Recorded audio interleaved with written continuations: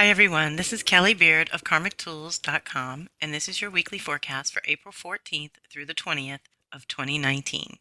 Our first activation is on Sunday, the 14th, and it is Sun trining Jupiter. This is a blessing of source energy, fueling your biggest dreams and visions for your life, this lifetime. You are encouraged to take advantage of the good vibe available when these two get together to expand your life's direction in a big way. This activation is often blessings from previous dedication.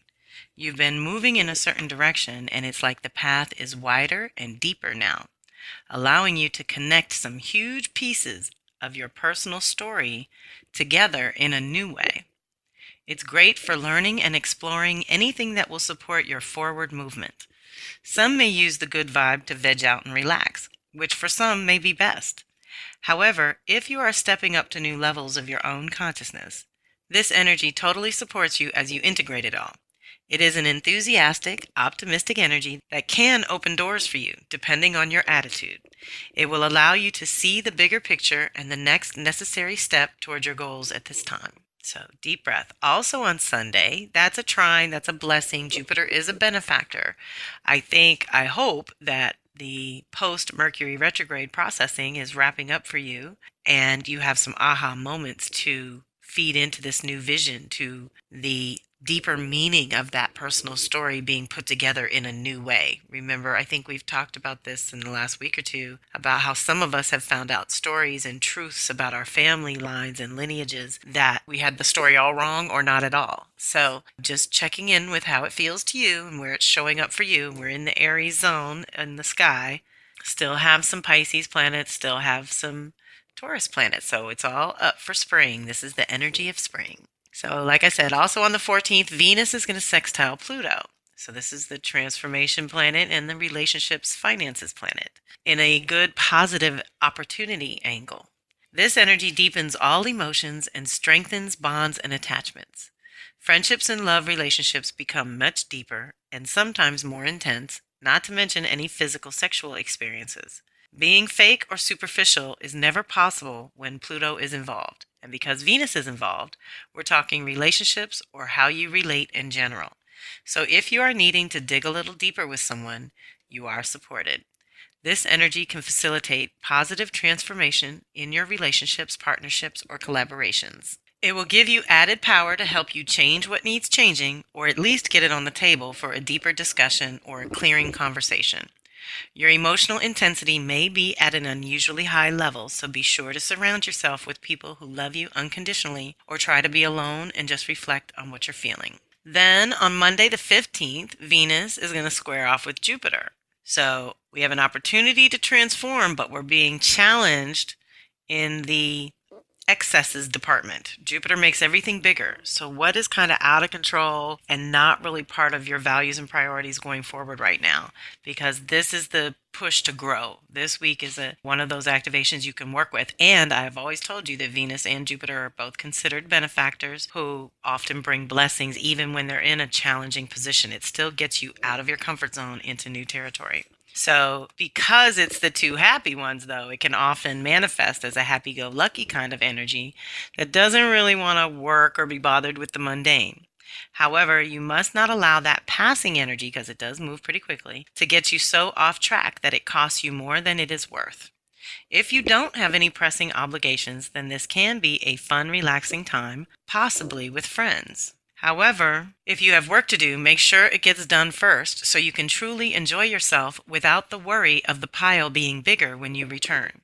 Watch the excesses as well, food, drink, and/or spending.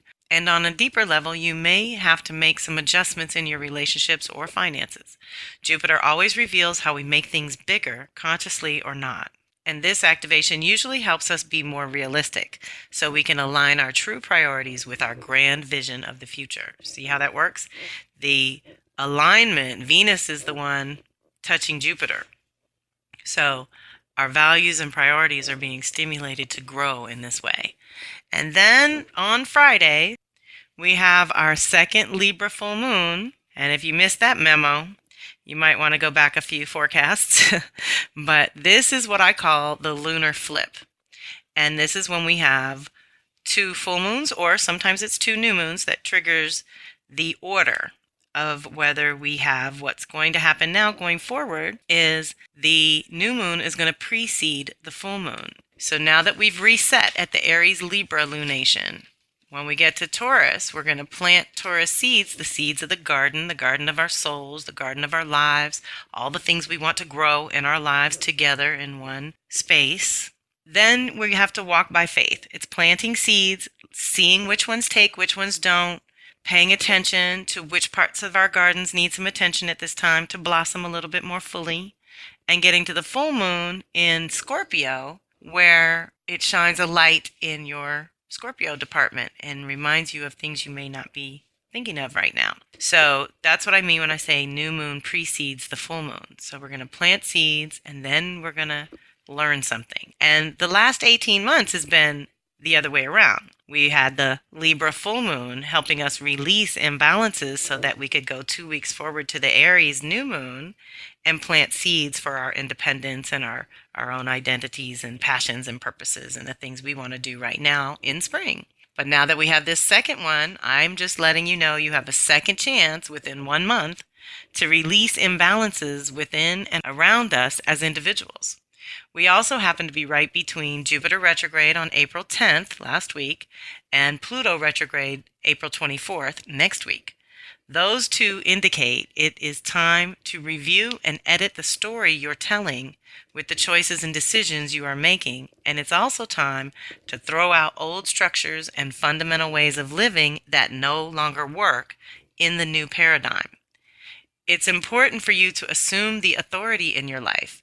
Cut ties with burdensome entities and learn to live without draining relationships. Let me say that one more time. It's important to assume the authority in your own life.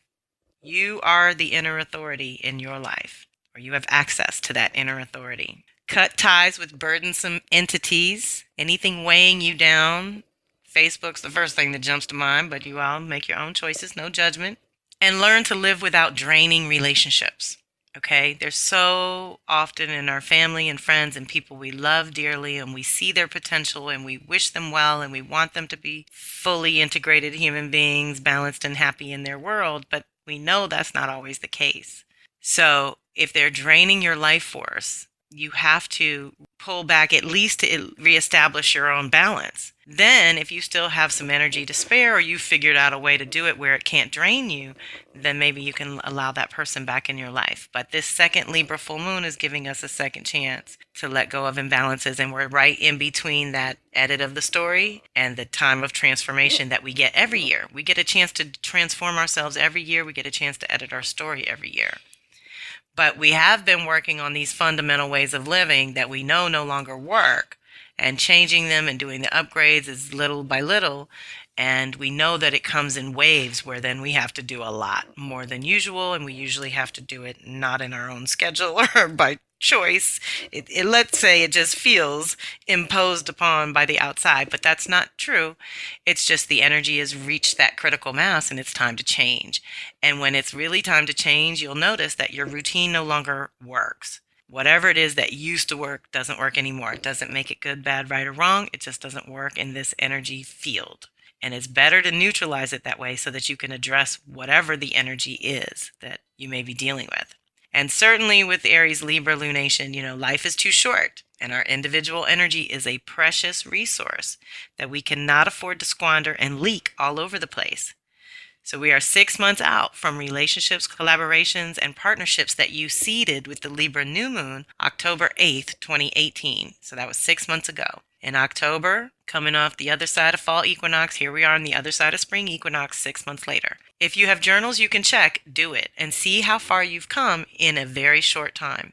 You will see how your relationships have utterly changed over that time, or your awareness of them has. Use this month of double release of imbalance to usher in a new you that is sovereign and self-sufficient. Okay, that's why I said we got to focus on the Aries new moon and the seeds we're planting as individuals, knowing that self-preservation is not selfish, but essential for our own growth, and that when the individuals get it together, the globe will be okay. So if we just work on our little corner and our little piece, you have to know that that ripples out. and affects the world in a positive way. So reclaim your inner authority, cut ties to draining relationships, reset your intentions this lunation for Aries Libra for self versus other, for your independence within the context of relationships. You know, we talk about the friendliness card in the Osho Zen a lot. It's the two trees that are rooted individually but right next to each other.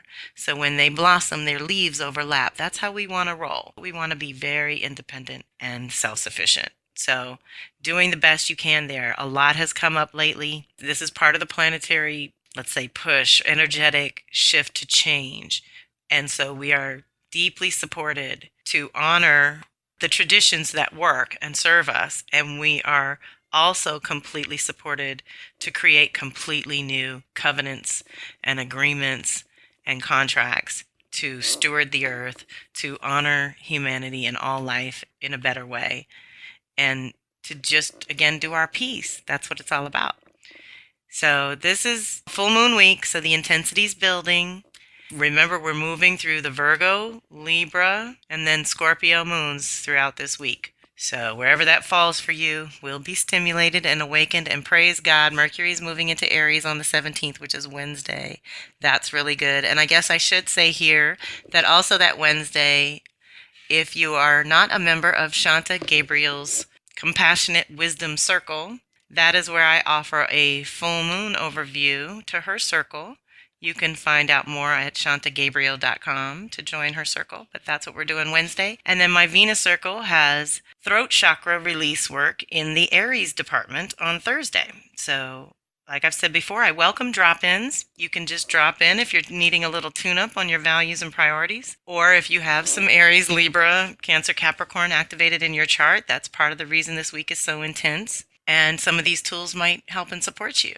And I also want to say thank you to everybody who participated in the introduction to my new Soul Sister Circle. That introduction can only be found via the invitation that went out to my email list. So that is in the archives page, which you can access from my homepage on my website. And you can get in there to register to request your own. But I'm doing a 3-part introduction to a new women's circle that's dedicated to your own self-healing, education, and transformational soul work. So we work with the archetypes, animals, and the ancestors. So the 3-part introduction, we just did the archetypes. In May, we will introduce the animals. And June, we will introduce the ancestors. And I hope to launch the membership and a whole new website, kellyandbeard.com, by July 1st, which also happens to be my Cancer birthday. So independence is going to take on a whole new meaning this July for Miss Kelly. And I am deeply grateful to you, my community of supporters and readers and followers and subscribers and whatever you choose to call yourself. You are part of my circle and my pack, my wolf pack, my extended pack, that is. And I am eternally grateful to serve in this way. And it's been a pretty powerful week of confirmations, revelations, and I hope, like I said, that you're navigating your way on out of the Mercury retrograde and resuming some sort of natural rhythm. Okay, thanks again for listening. Have a great week. Take care. Thanks for listening. This is Kelly Beard of KarmicTools.com, and I am so grateful for your time, energy, and support.